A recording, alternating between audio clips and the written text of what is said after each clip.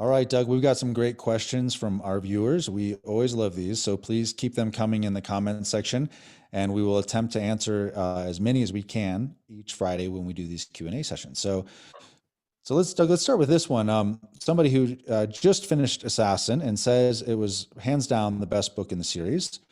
So just get a commercial in here. If you haven't bought Assassin yet or read it, you should go and do so. I'll have a link in the description so you can do that. But they ask you about books that you're reading. Are there any things that you like? What would you consider your top 5 must reads, or even just a handful of books that you've really been enjoying as of late? Yeah, okay. Two different questions, actually. Yeah.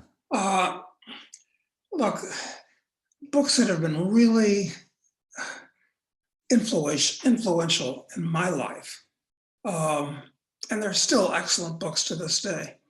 Um, I would say the book that opened my eyes to economics was Henry Hazlitt's Economics in One Lesson. It's a work of genius. I think it's only like 130 or 140 pages, quite brief, but very pithy, very accurate. Uh, get a copy of Hazlitt's Economics in One Lesson. It'll answer lots of questions, straighten out a lot of things. Number one, politically, the most important book I read was certainly Morris Tannehill's The Market for Liberty. Before that, I was a free market guy, definitely, a libertarian, definitely. But I didn't understand the argument for anarchism. And The Market for Liberty explains exactly how an anarchic society would work. It's very well written, very clear. Get a copy of the book, see if you agree or disagree with it. So that's number two. Okay, so we're talking economics, we're talking politics. How about ethics? So I've got to put my finger on Ayn Rand's The Virtue of Selfishness. That book is something else. I remember reading it, and I'll tell you what I remember. Reading the first page, and after I read the first page, I said, this is amazing. I mean, I can't believe somebody's actually crystallized this stuff and written it down. And just reading that first page, I knew that thoughts that were in my mind that were inchoate, similar, but inchoate, not structured, and it crystallized everything. So that was an extremely important book for me, a great book. It's probably also only about 150 pages long. So, okay, that covers ethics. And what else was really important?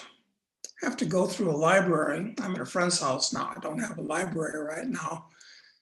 But start with those 3 books, and I don't think you'll be disappointed. But I think, some science fiction, I would say, is definitely, you talk about it often, has been very informative to you and your thinking. That's absolutely correct. And science fiction, cosmic science fiction. Well, I think perhaps the single most cosmic, broad-ranging science fiction book that I know of ever written, to my knowledge, and I'm not unique in this regard, is The Last and First Men by, trying to remember the author, foolish. Anyway, The Last and First Men. Why is that important? It takes the history of humanity it was written in the 20s. So it takes it from the 20s forward in increasing leaps, about 2 billion years in the future, where mankind has evolved and devolved into a dozen different species. And so I definitely recommend that. Robert Heinlein, of course, is one of the titans of science fiction. And some of his later works are weak, in my opinion. And some of his early works are for kids, but he hit a certain sweet spot.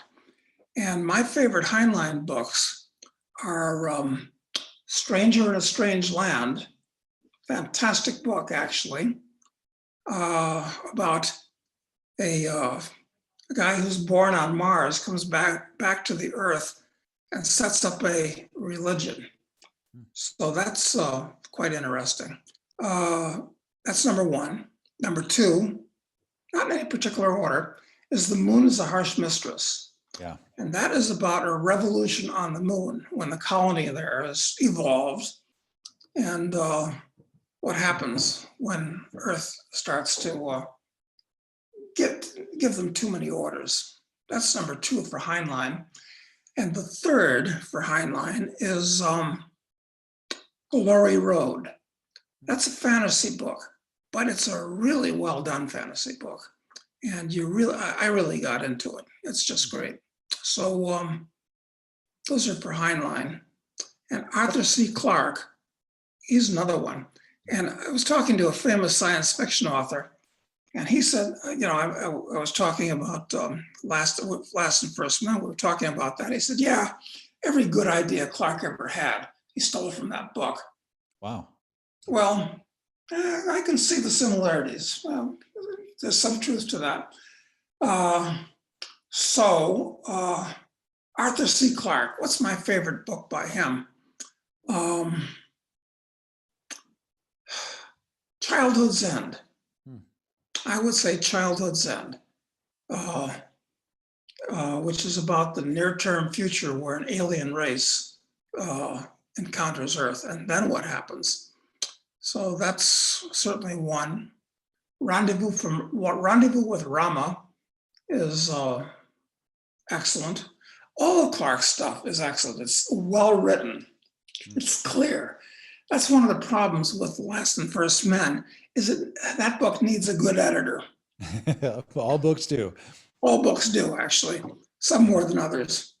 So I'm a big fan of Clarke's stuff, quite frankly. And when it comes to Asimov, well, he's written so many books, hundreds of books. And of course, everybody likes his Foundation trilogy, and so do I. But yeah, those are three science fiction books, certainly. And I've been trying to find the time to read The Three Body Problem by a Chinese author writing today. Is it Lu Qin? I forget. I don't know if that's how you pronounce it, but yeah, I'm not sure read that. either. I'm not looking at the book, so I won't even attempt to correct myself. But that's supposed to be excellent. And what else is there? Well, they only wanted 5. I think we gave them 8. So I think that's. Oh, wait a minute. I've got another one. And I'm forgetting the author. It's not Robert Conquest. It's Dragon's Egg. And that is maybe little known, but it's about the discovery of life on a neutron star. Tiny, tiny little life. But then what happens? It's a really good book. So if you're looking for a cosmic suggestion, that's a third one. That's a fifth one, or however many. That's good. I like it. Okay, so someone asks about mentors. They say specifically, they'd like to know who were your mentors, not people who you read, who you were fans of or whatever when you were in your 20s, 30s, and 40s, but people who you actually had the opportunity to interact with regularly, who you asked for advice, who provided guidance to you. Was there who stands out to you as mentors in your earlier years? Well, actually, no formal mentors, unfortunately. Not really. I mean, I went to a 4-year military boarding school, and there was one sergeant major. His name was Max Trujillo. He was a Mexican Indian But we were friendly, and he was a solid guy, and I just liked his vibration. So he was kind of a mentor. So, but Max is long gone. And then when I moved to Washington, D.C., there was a detective in the Sam Spade mold. And I got to say, Dick was kind of a borderline criminal, but he was a shrewd and clever guy. He even had a Sam Spade kind of office in Washington, D.C., on the edge of the ghetto. So Dick and I hung around a lot together. Dick was I guess Dick was about 20 years older than I was at the time. Okay, so got a lot of street smarts from Dick. And when I was selling, I learned to be a salesman. This was very important. I think this is something everybody should do, is they should learn to be a salesman. The actual techniques, being a salesman is better, much better, in my opinion, than a PhD in psychology, because it's practical. And so who did I learn to sell from? It's a long story how I got into this and the background to it, but I worked for an insurance company. And the insurance company, as a salesman, we had to find, you didn't sell to friends and neighbors or anything like that. And I sold, the group I dug up to sell things to were lawyers in Washington, D.C. I figured that out after a while, because lawyers are well-to-do, they're connected, they're growing like mushrooms after a rainstorm in Washington, D.C., where I was. And my technique of selling was to take a contract, was medical and disability insurance, that type of thing, technical. And I'd take their contract and the contract I was selling and go line by line with them. And lawyers could understand and appreciate that, show them court cases. And, I became the largest broker in Washington, D.C. for the 3 largest companies. So I did really well, but it was too limiting, just selling that one product. And I moved on to other things. But here's the point I'm trying to make. It's that Jeffrey Barbernell was this guy's name. And Jeffrey was a really street smart New York Jew. Jeffrey used to say, hey, one week we sell record players and give away the records. Next week we give away the records and sell the record players. Jeffrey had lots of aphorisms. He wasn't a moral beacon or anything like that. But when it came to what you should say if there's this objection, he was very quick and very experienced. So it wasn't that I remembered anything particular, but it was, his way of looking at the person and dealing with it. And so I want to make this recommendation, and I have failed to do so far in this context.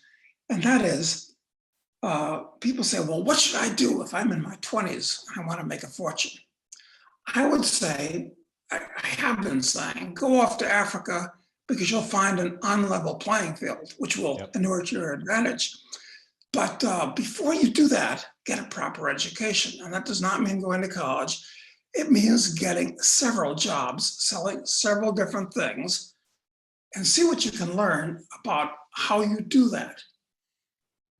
I think that is great advice. And I think that is the thing that's missing from the go to Africa and see the opportunities, because I think a good salesperson is excellent at putting themselves in another person's shoes, understanding the way they see the world, understanding the specific set of problems they have, and understanding how they're going to make decisions. And selling isn't about like coercing somebody. It's about helping them see something that is helping them see what they're looking for, like helping, just matching up what they are, their current drives and motivations, and helping them understand what you have as a solution for it. And when it isn't the solution, you tell them, and then maybe you'll have Exactly. something later. Yeah, you're trying to solve the person's problem. You're trying to improve his status in the world, make his life better. And you have to think from that point. And it also teaches you how to knock on doors, how to approach people completely cold and Cold. get to know them.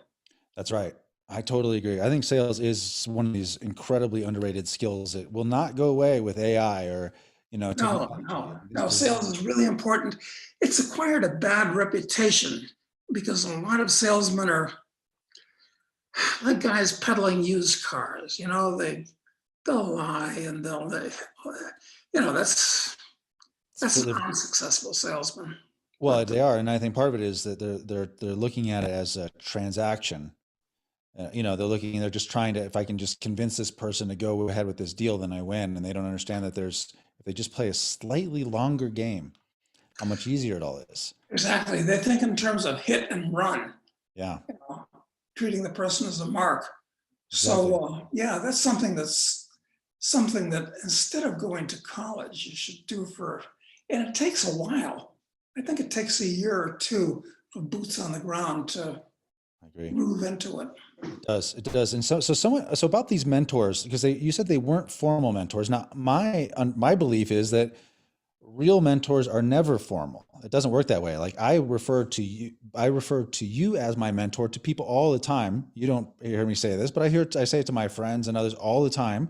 And obviously you're not my formal mentor, but you changed the way I thought about things. You helped me improve my understanding. You've, given me a mental framework to work with and all these other things. So these people for you were not formal mentors, but how did they come to be your informal mentor? Was it, I mean, did You you, know what? You just find people that you've got a wavelength that you share in common.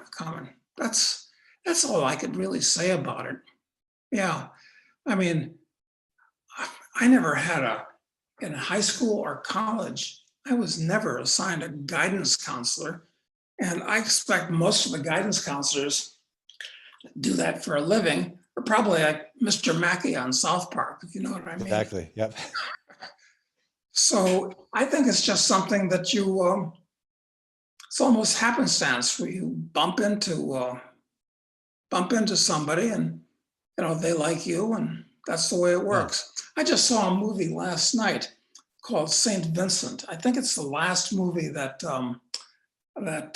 Bill Murray was one of my favorite actors. He's I amazing. think, I think he just made this movie Hmm. where it turns out that Bill was kind of a burned out, almost a bum, becomes the mentor to I guess he's about a 10 or 11-year-old kid, inadvertently. They just, these things just happen. They do just happen. So unpredictable. Yeah, but I think as a young person though, you have to be open to it, and I think it's more common now. I see this where young people are less comfortable being closer to people who are not of their generation for some reason. And I just don't think if you're really looking to learn and grow, the odds of you finding that growth through somebody in your generation is just very low. It's very low. They also don't have time for it. They don't have the energy for it. They're not interested in the same way. But I mean, I find myself helping people all the time because I want to see them succeed that are younger than me. Just because I don't know why. I like them. I want them to do well. Yeah, you feel like it's a good karma thing, and I do believe in the concept of karma. Mhm. And yeah, so if you learn something, it's a value. I mean, you'd hate to have that be lost in the mists of history. I So would. It's gratifying to see to see younger people who you've worked with go on and do interesting and cool things and do something. I mean, it's deeply gratifying. So yeah, it is. Yeah, it is. So one of the questions we had was about specific skills you would recommend that people have now, and he talked about selling as one specific skill. Going into the 2020s that you expect to be. You did 4 predictions for 2020s in the last episode we did. And so someone in response to that is saying, what skills do you recommend people learn in response to those predictions, which are people should watch the video to get them. selling is one thing. Is there something else that comes to mind as far as a particular skill that people should be focused on? Yeah, and I hadn't even thought of that as a skill. It was so obvious that it never even occurred to me. It's like a fish swimming in water. You Right. never thinks about the water. It's, uh, you know, you and I are working on a book slowly, but hopefully the progress will speed up, that I think should be called the Renaissance Man. And the idea of that is that you should have a wide panoply of skills and an equally wide range of knowledge, as deep as you can. Of course, there's limits to these things. Uh, so I don't know what particular skills. I think depending at any age, you should constantly be trying to pick up more knowledge and the ability to do more things. It's a question of, these three verbs, which I've like to emphasize. You've got be, do, and have. Those are the three most important verbs in every language. And it's interesting how they relate, because in order to, be is the most important one. And if you are something, it allows you to do something. And if you do something, that allows you to have something. And that's the order of importance. But unfortunately, people that don't think about it think about have. I got to have this. I got to have money. I got to have an income. I got to have a pretty mate. I got to have a nice, have. This is totally backwards. On the other hand, if you have a few things, that allows you to do things. And by doing things, you can transform yourself and be something. So it's a virtuous circle. But people start in the wrong place with the have and use the have in the wrong way, and actually use the do in a wrong way too. So, Sorry, Mike, I'm still here, Doug. My camera's just off. Keep on going. oh, okay. So they never really developed the be. And I think people are sorry about that on their deathbeds, quite frankly. So to answer the question directly, what particular skills? I'd keep it in the context of that, those three verbs. Okay, sales is one. Okay, look, physical skills.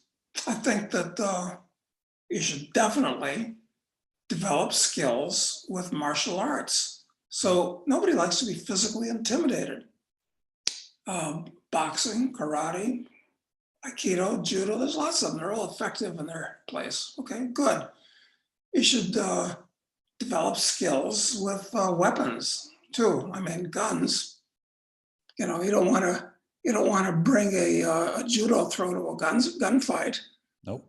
So you should know weapons and do that. That's physical, some physical stuff that takes with you. Intellectual skills. You've got to read lots of books. And I don't know what kind of books you want to read, just lots of stuff. And eventually you'll start integrating these things together. I understand that the average American doesn't read anything. He's on his iPhone or maybe his computer, maybe not. Because the articles you read on a computer are too long. The attention span it's stretching things at 30 seconds. They stick on their iPhones. So read a lot of books, read quality articles. So I don't know, when it comes to skills, I mean, there's all kinds of skills. There's a panoply, and you do want to be expert in a couple of things that you're really good at. In addition to, because the more you know and the more you can do, the more opportunities that you have.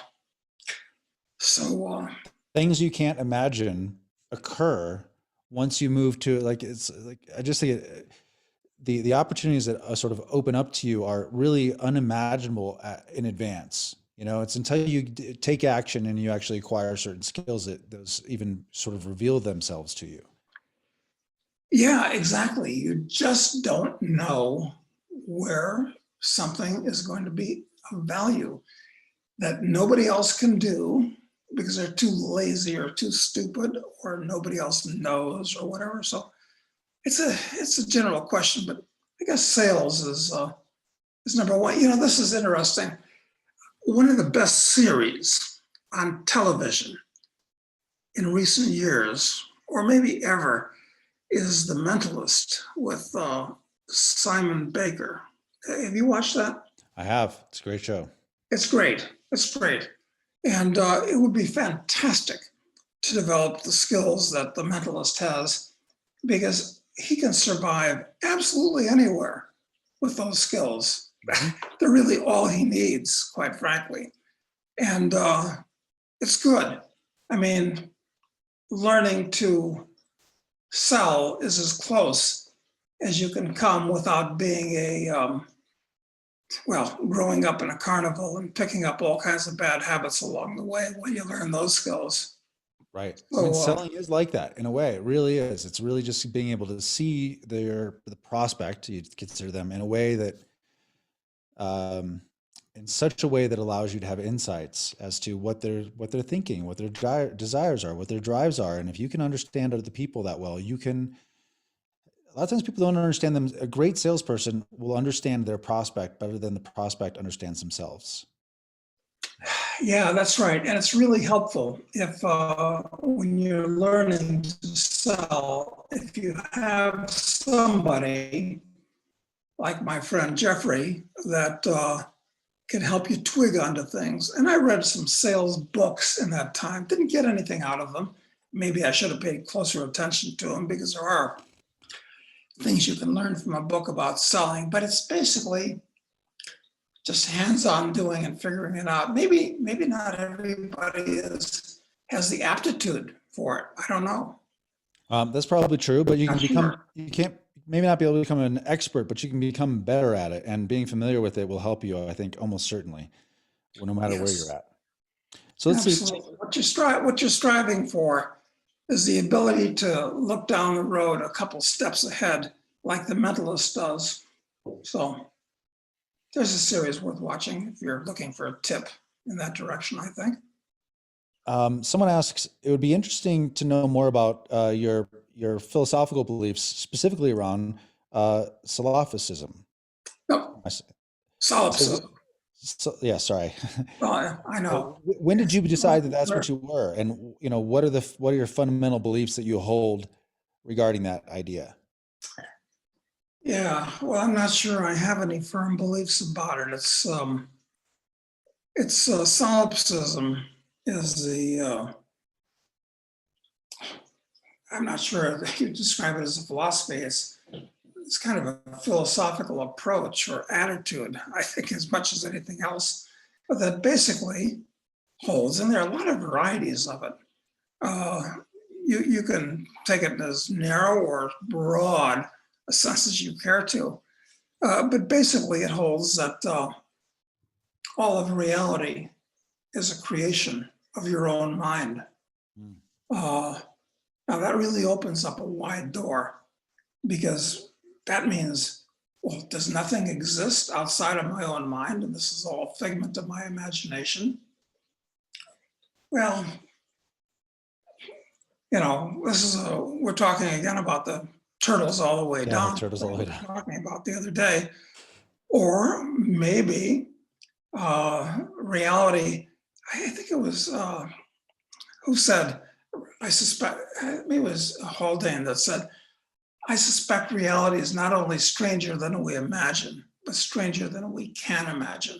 Mm. And, is it true that there are people, whether we're talking about Indian gurus that live, live in the ice of the Himalayas and don't get cold and can levitate and can do all these marvelous things? Well, you know, I'm interested in I'm interested in visual proof.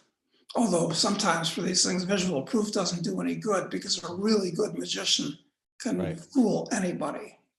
I mean, frankly, except maybe another really good magician. So maybe reality is a construct of everybody's mind. I mean, where do mind and matter merge? I mean, is it all just in the brain, or are you a spiritual entity that's inhabiting this body? I mean, people talk about religion, and for most people, it seems religion is something that they're taught in Sunday school. The preacher or the rabbi or the priest talks to them about on the weekends, and then they put it away. But actually, religion, if you define the word, I think the best definition of religion is a quest for a possible spiritual reality. So I like that definition. And it's a good template to use when sorting through whatever belief system you were born into or are pursuing. Is there a spiritual reality? Because if it's this question of what happens after you die? I mean, I don't know. I mean, the answer has been given, well, what happens before you were alive? Because these are important questions. Actually, the only ultimate important questions in life. Frankly, are you reincarnated? Well, gee, I don't know. I mean, a lot of people have had experiences along this line, and they're very sincere about it. And I know people that aren't crazy, that have had very weird spiritual experiences, and they're not lying. I'm convinced they're not lying to me. Are they really self-deluded? I don't know. Anyway, solipsism is basically all about determining what's real and what's not real, I've got to say. And it's basically everything is a creation of your mind, or maybe the common mind. I can't make you go away. You can't make me go away. Our minds work together. Maybe if every living being in the world had the same thought, who knows? But I like to explore these things, and solipsism is a means of exploring the nature of reality, such as it is. One of the things I like, just as you were talking about it, that I think is really appealing about that, where that begins, at least, is that it focuses you on your own responsibility first. So instead of going and looking at the world and as the way that you observe it to be, and trying to understand it better, it turns the camera inside a little bit and going, in what how much of what I'm responsible for what I'm creating. Am I creating what I want to create in the world? It just turns the camera inside a little bit first and encourages proper thinking, at least an effort to think properly anyway, if not actually the outcome of proper thinking. Yeah, I think it helps in that Socratic dictum, know thyself. So, yeah, and actually, I'm getting into the habit of meditation, actually. Find it useful and entertaining, because if you can't entertain yourself in your own mind, you're in a lot of trouble if you need outside distractions from the physical world. Yeah. So I agree. Meditation has been probably the single best thing I've done in my life for myself, is meditation. it's hard. It's hard, I think, to do it properly, but you get better with time. It's very difficult to do. Someone asked, just another question. Someone asked, totally different subject. Who is your favorite economist and why? Well, we got to define what an economist is. Now, that is a very misused word. So what is an economist? I would say somebody who describes the way the world works, people going about producing and consuming in the material world. That's one good definition of an economist. And another one is somebody that can predict not only the immediate and direct effects of actions, but the indirect and delayed ones regarding the material world. So that has nothing to do with people that are that call themselves economists today, because most of the people, all these government economists and think tank economists, you're an economist if you get a degree from a university. But frankly, the economics that they teach in universities are just crap. They're bullshit. They're witchcraft. They've got nothing to do. They're all about, today, they're really about mathematics and all kinds of arcane formulas, treating people as if they were atoms or, it's economics today is about what the government should do. That's what economics is defined as. And you're an economist if you got a high enough degree. So the whole structure should be flushed at this point. So in light of that, your favorite economist? There are all kinds of popular economists that I despise, like Paul Krugman is a fraud. I was going to mention him. He's a sham. He's psychologically and morally a criminal. And he's a Nobel laureate in economics. My favorite economist, well, who is my favorite economist? I would say that the economist would have to be somebody who, thinks about these things and describes cause and effect and human action, the way it works. Everybody loves Ludwig von Mises for, his end product kind of, but his work is unreadable. Yeah. In my opinion, it's very hard to read, make your way through it. Percy Greaves wrote a book simplifying or explaining things the way Mises explaining Mises' thoughts the way Mises should have explained them. So what's the name of Percy Greaves' book? Can't remember. I'll look it up. I'll look it up. I'll look it up. I'll leave it in the description. Yeah. But who would be, like a Thomas Sowell? Yeah, I like Thomas Sowell a lot. He's got videos on YouTube that are really worth watching. They're quite good. He's a very bright guy, totally sound. And I'm sure he's an anarchist. Does he ever come out and say he's an anarchist? Not that I've ever seen. But he's such a clear, sound thinker. It's hard to imagine he isn't fundamentally. Yeah, I'm sure if somebody asked him, as intellectually honest as he is, he'd probably have to say that. But he probably doesn't say that because that would put him beyond the pale with all kinds of establishment people. And he doesn't want to do that. Right. Because that would be counterproductive. That's my guess. I'm speculating. Yeah. So who would be my favorite current economist?